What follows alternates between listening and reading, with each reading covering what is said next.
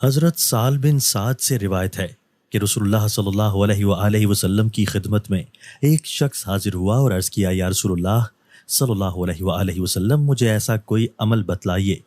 کہ جب میں اس کو کروں تو اللہ بھی مجھ سے محبت کرے اور اللہ کے بندے بھی مجھ سے محبت کریں۔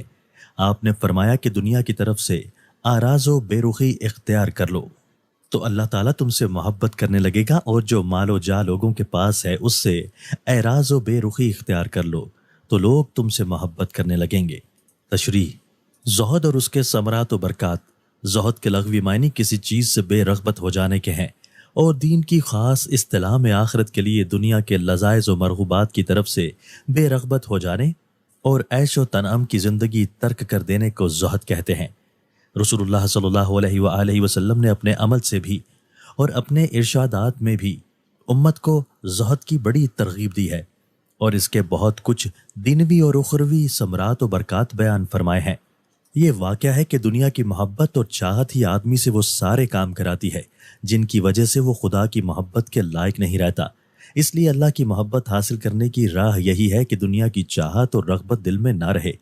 جب دنیا کی محبت دل سے نکل جائے گی تو دل اللہ کی محبت کے لیے فارغ ہو جائے گا، اور پھر اس کی اطاعت اور فرما برداری ایسی خالص ہونے لگے گی کہ وہ بندہ اللہ کو محبوب اور پیارا ہو جائے گا۔ اس طرح جب کسی بندہ کے متعلق عام طور سے لوگ یہ جان لیں کہ یہ ہماری کسی چیز میں حصہ نہیں چاہتا، نہ یہ مال کا طالب ہے، نہ کسی عہدہ اور منصب کا، تو پھر لوگوں کا اس سے محبت کرنا گویا انسانی فطرت کا لازمہ ہے۔ فائدہ: زہد کے بارے میں یہ ملحوظ رہنا چاہیے کہ جس شخص کے لیے دنیا کی لذتیں اور راحتیں حاصل کرنے کے مواقع ہی نہ ہوں،